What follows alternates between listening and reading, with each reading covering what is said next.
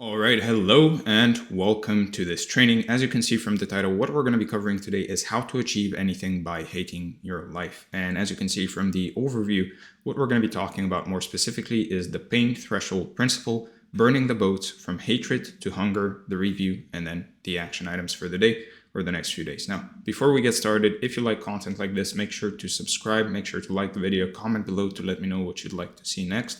If you want to work with me one-on-one, make sure to book a call from the link in the description. If you want this training along with its respective document, make sure to join the free community from the link in the description. And if you want weekly tips on how to improve your health, wealth, love, and self, then make sure to join the newsletter, again, from the link in the description. With that out of the way, let's get started and talk about the pain threshold principle. So you can tolerate almost anything if you actually let yourself, and that tolerance is exactly what keeps you stuck. And if you think about it, the human capacity to adapt to anything whatsoever is absolutely awe-inspiring. You can basically get used to a job you hate, a relationship that you no longer want, a version of yourself that you'd be embarrassed to show your younger self. And the worst part is you won't even notice it happening, since the decline is so gradual that it just feels like normal life after a while. And this is what I call comfort creep, where mediocrity doesn't arrive all at once, but it sneaks in through 1,000 tiny compromises, a death from 1,000 cuts, right? Each one too small to fight, until one day you look around and realize you've built an entire life around avoiding discomfort instead of really chasing what matters to you and what you actually want. And the real danger here is that your standards quietly lower to match your reality. So instead of your reality rising to meet your standards, you just adjust.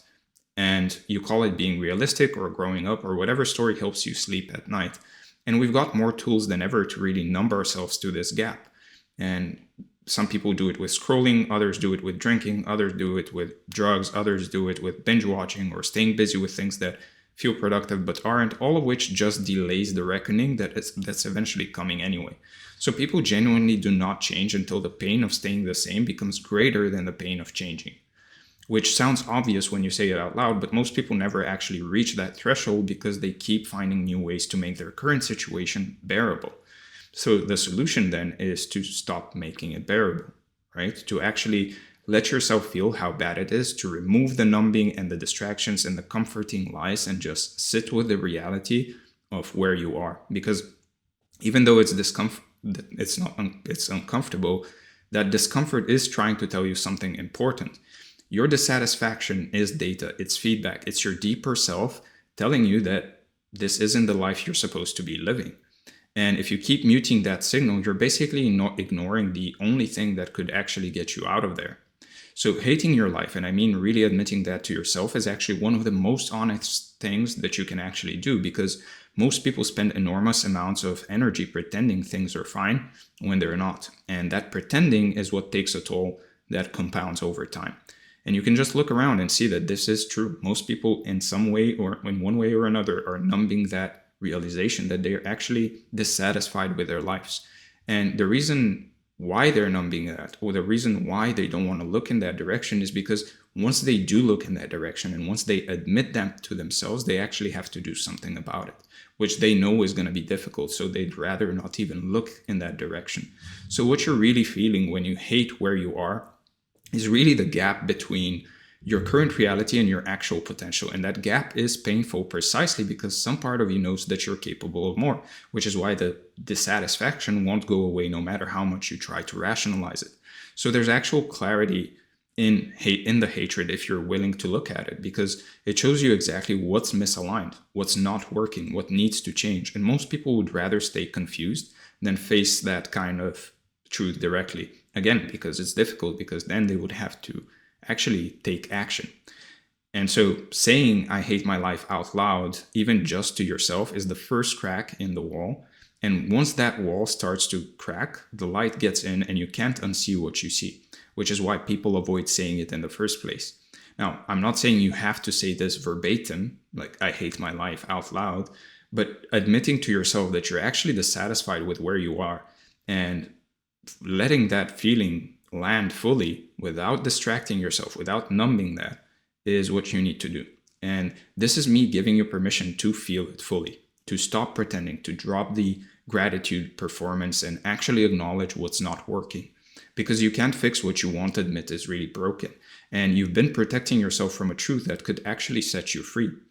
And here's the thing, that hatred isn't always negativity or a bad mindset. It can be fuel, right? It can be energy, the raw material for transformation. And right now you're just wasting it on suppression instead of using it to actually move and take action.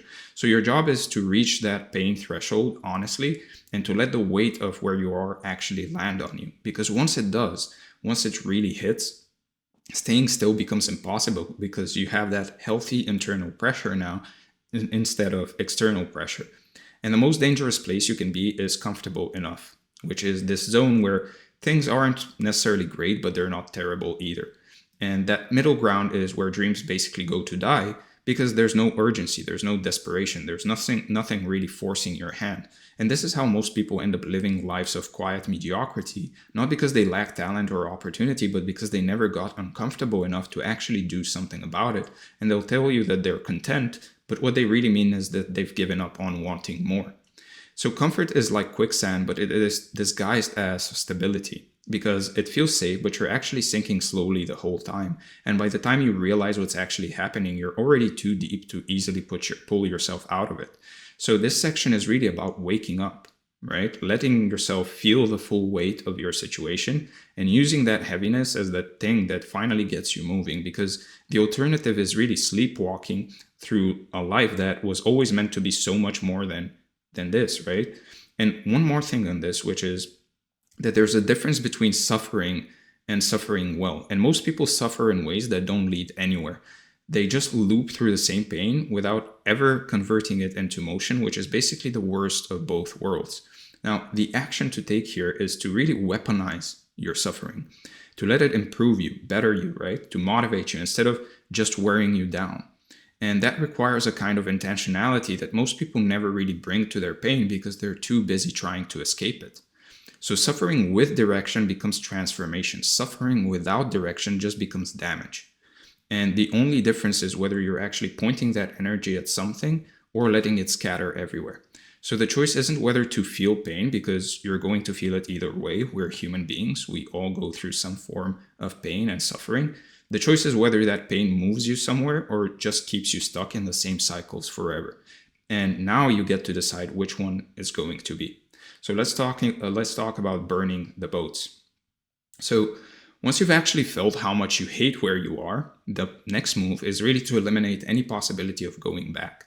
Because as long as retreat is an option, you'll take it, since humans are wired to choose the familiar and the path of least resistance over the uncertain, even when the familiar is slowly killing them.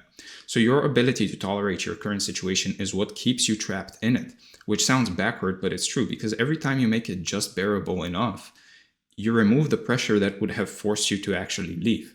So the strategy is to close the exits, to make staying more painful than moving, to eliminate the comfortable middle ground where you can just keep postponing the real decision indefinitely.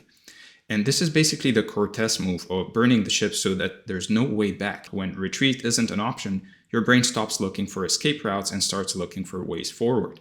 And I want you to ask yourself honestly, what are you doing right now to make your current situation tolerable? What numbing agents, what distractions, and what comforting stories are you using to stay where you are? Because those are the things that you need to remove.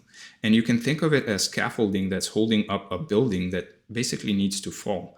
And your job is to start pulling out the supports one by one until the whole thing collapses and you have no choice but to build something new.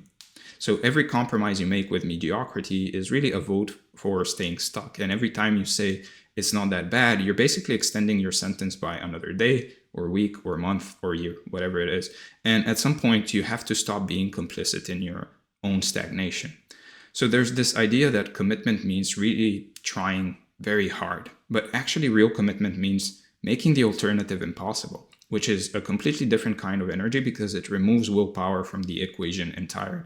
Willpower is a finite resource. We all know this, and it runs out, especially when you're tired or stressed out or just having a bad day, right? Which is exactly when you're most likely to retreat back to the familiar unless you've made that retreat structurally impossible.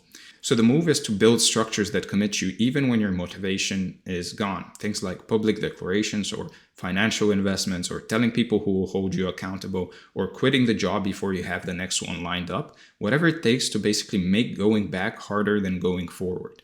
And the goal is to make the decision irreversible, or at least make the reversal so costly that you won't do it, because that's when you stop debating and start actually taking action with a kind of desperation that actually produces results. And I want to reclaim the word desperation here because we treat it as a bad thing of sorts. There's a negative connotation to it, but desperate people act differently if they use it to their advantage. They don't have the luxury of overthinking or second guessing or waiting for the perfect moment. They just act because they have to. And so there's a precision that comes from having no fallback, where every move matters because you can't afford to waste energy on things that don't really work. And that pressure produces a kind of clarity you can't access when you're still playing it safe. And so no fallback equals full force forward, right? Because all the energy you were spending on maintaining escape routes now gets redirected towards actually winning, which is honestly a massive upgrade in terms of what you're capable of. So most people think they've decided to change when really they've just expressed a preference. And there's a huge difference between preferring something and actually deciding it, because a real decision changes what's possible. A preference is, I like to lose weight, right? A decision is, I've already thrown out all the junk food and signed up for the gym and told everyone I know so that there's no way I'm backing out now. And you can feel the difference in the weight of those two statements. So one is an announcement and the other is an actual commitment. And the gap between them is where most people's dreams go to die, because they mistake the announcement for the work and then they wonder why nothing changes. So the real decision burns the bridge while you're still standing on the wrong side, which feels terrifying in the moment, but it's actually the safest thing you can do because it eliminates the possibility of chickening out later when things get hard. So the question becomes, what can you do today, right now, to make going back impossible? What can you commit to or remove or declare or destroy that would force your future self to keep moving forward even when every part of you wants to retreat to the familiar comfort that's been basically keeping you stuck all along? And this has to be some form of action, because intentions don't burn boats, only actions do. And until you actually do something that changes your circumstances, you're still just playing pretend. So the time is now, not when you feel ready, not when the conditions are right, not when you've figured everything out, but now, because readiness is a myth and waiting is just another form of staying stuck. Which brings us to the final piece, which is from hatred to hunger. So here's the thing about everything we've covered so far. The hatred is the ignition. The burning boats is the commitment. But neither of those is the destination, because you can't live in hatred forever. It will burn you out or turn you bitter if you let it become your permanent fuel source. So the goal is to graduate from hatred to use it as the thing that gets you moving, and then let it evolve into something more sustainable, because dissatisfaction is a great starting point, but a terrible place to build a life. So think of it as an evolution. You start running away from something you can't stand, and somewhere along the way, you start running towards something you actually want. And that shift is where the real transformation happens. And the arc is this: you wake up, you commit, and you transcend. And right now you're entering the transcend phase, where you take all that raw energy and point it at a vision that's worth chasing.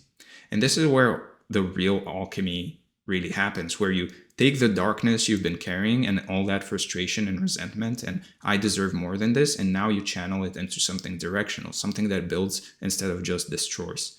Because the truth is, about negative emotion, it's energy and it's pure and it's simple, and energy is neutral until you point it somewhere. So the question isn't how to get rid of the darkness, but how to use it before it uses you. So rage can become discipline, spite can become motivation, I'll show them can become genuine excellence if you know how to direct it. And the people who figure this out have access to a fuel source that the perpetually positive crowd will never necessarily understand. Let's talk about direction, because emotion without direction is chaos, and emotion with direction is power. And the difference between those two outcomes is just clarity about where you're actually trying to go. So the first part of this is vision. And this is where you need a vision, right? Not some corporate mission statement, but a real picture of who you're becoming and what your life looks like when you get there. Something vivid enough that you can actually feel, because you can't aim at something you can't see. And we've talked about this many times on this channel. And ideally, this is an identity level vision. Not just, I want to make money, but I'm becoming the kind of person who. Because when you attach transformation to identity, you become this, right? It sticks in a way that goals alone never do. And a strong vision also creates pull, which is this magnetic force that draws you forward even when the pushing energy of hatred starts to fade. And you need both push and pull if you're going to make it all the way through the transition. Right now, you might still be in reactive mode where you're mostly moving away from pain, right? You're running away from pain, and that's fine as a starting point, but eventually you need to flip into proactive mode where you're moving towards something you genuinely want. You move towards pleasure. And this is the shift from I can't stand this to anymore to I'm building something that actually excites me, which is a completely different kind of energy, one that's sustainable in a way that hatred alone will never be. And honestly, the most powerful place to be is really holding both at once, the push of dissatisfaction and the pull of vision. Because that's when you've got forces working on you from both directions, and staying stuck becomes literally impossible.